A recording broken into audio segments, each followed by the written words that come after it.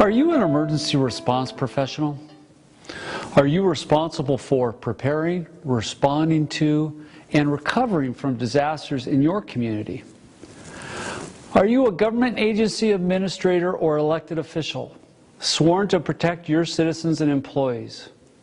If so, I'd like to take a few minutes to enlighten you about what the public now expects you to do when something bad happens. No, I'm not talking about simply responding to the crisis and making problems go away. That expectation will always be there.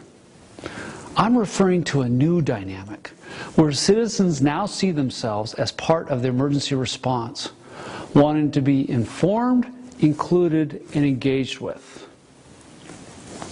Now, gone are the days when the public got their news through well-established news organizations, often sanitized, edited, timed, and in some cases censored.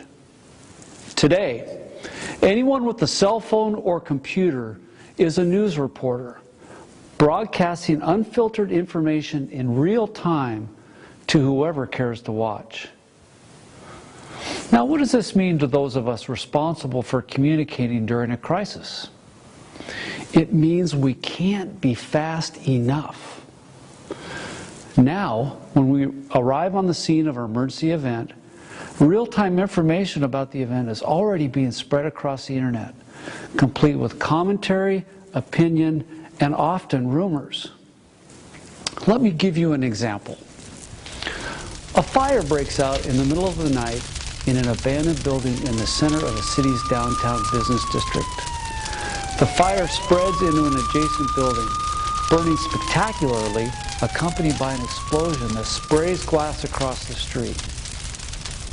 On arrival, the incident commander talks with the transients who have been sleeping in the building, who say everyone escaped unharmed. The incident commander knows there's no way they're going to be able to save the buildings. So he directs his crews to deploy hose lines and ladder trucks to protect the nearby buildings, deciding that the involved buildings were beyond saving. Shortly thereafter, the fire chief arrives. As he dons his protective gear, he notices a large crowd of onlookers. Huh, he says to himself, thinking that this time of night, most everyone should be in bed. He notices the relatively young age of the crowd and realizes, oh, okay, the bars must have just closed. As he walks past, he also notices that most everyone is talking, texting, or videoing using their cell phones. He picks up snippets of conversations such as, "There are people trapped. I saw someone jump from a window. The firemen are just standing around. I don't think they're going to be able to stop it from burning down the whole block."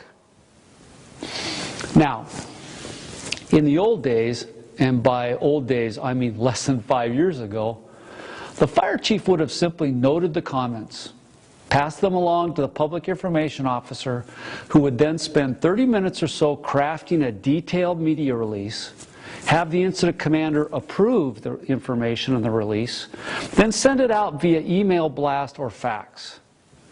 Oh yeah, the PIO would also try to address this when the local TV and radio news reporters show up, knowing that the tape would not be aired until the early morning news.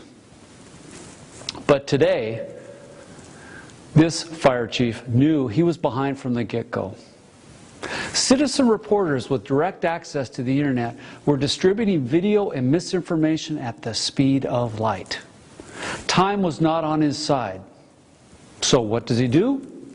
He checks in with the incident commander, confirms the basic facts of the fire, and directs the PIO to engage now. Now the PIO logs into Twitter and YouTube from a mobile data computer, noting video and messages about the fire are already posted online. She quickly tweets basic information, corrects rumors, comments on the videos, and links them to the department Twitter account.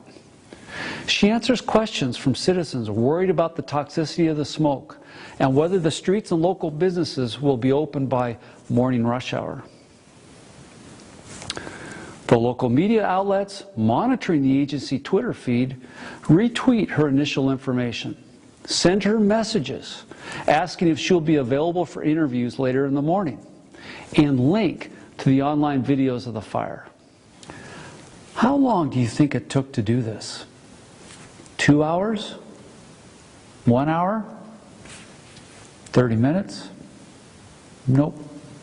10 minutes. The PIO needed only 10 minutes to listen, inform, correct, and begin engaging the community. So let me ask you, what can you do in 10 minutes? How many people can you touch? How fast can you listen? Can you quickly and consistently engage your citizens in crisis? Now, we understand if you're struggling with the answers, but being better prepared might be easier than you think. There are 3 important keys to meeting today's media and citizen expectations. I'll be talking more about these 3 keys later in upcoming videos.